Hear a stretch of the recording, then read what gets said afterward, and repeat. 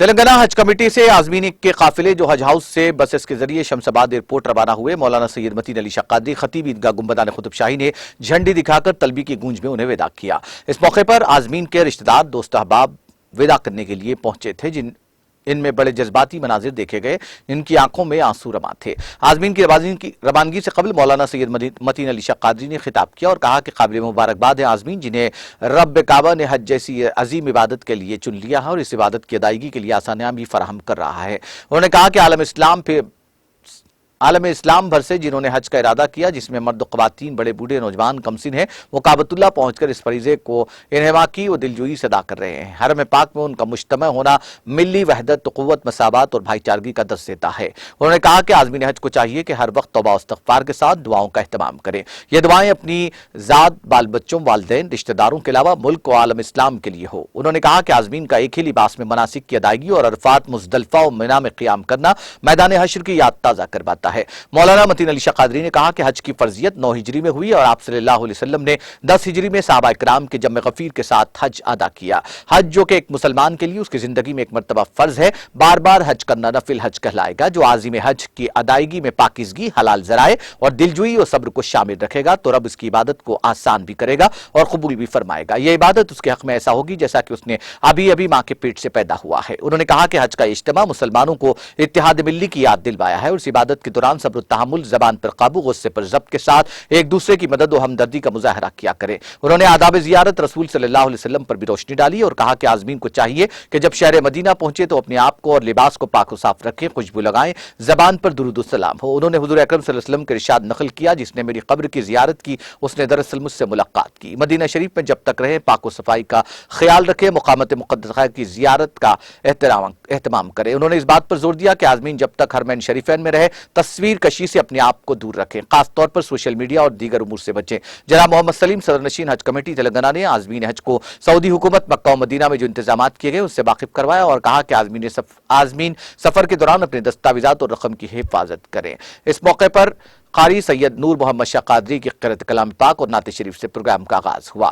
محمد نذیر الدین، محمد فاروق، سید عرفان الحق، محمد شبیر محمد، احمد حسین، معزز اراکین حج کمیٹی تلنگانہ، محمد عرفان شریف، assistant secretary Telangana حج committee, محمد حبیب اور دوسرے موجود تھے۔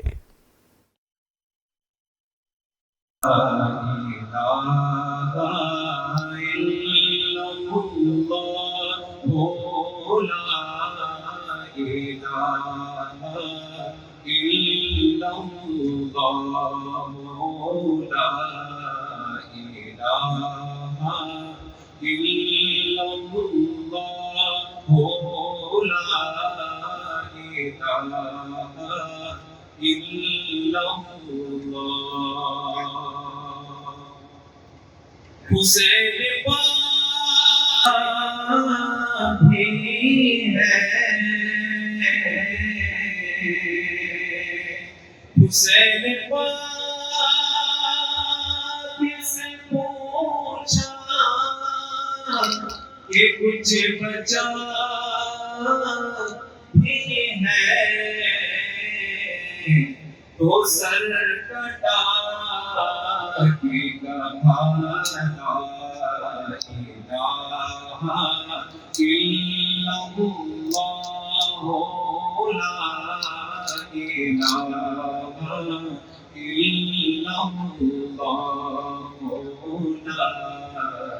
الہ الا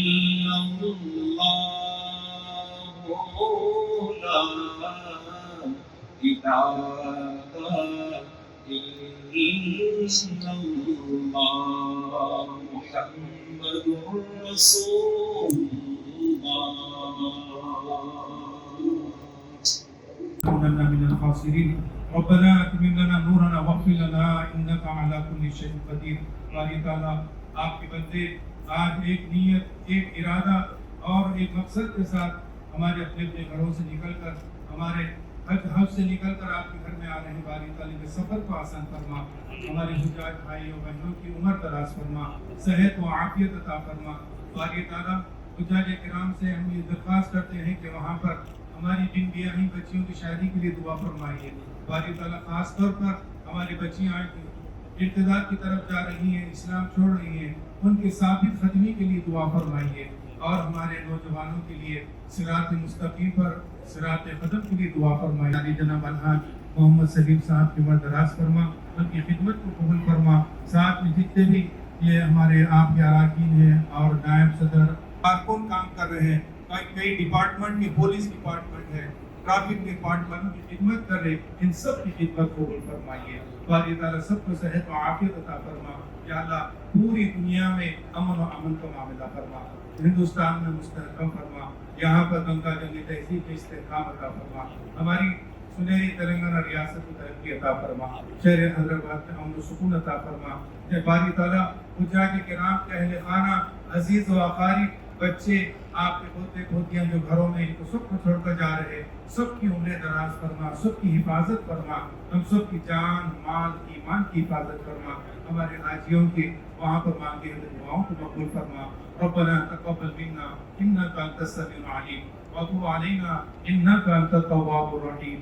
سبحان ربك رب العزة عما يصفون وسلام على المرسلين والحمد لله رب العالمين.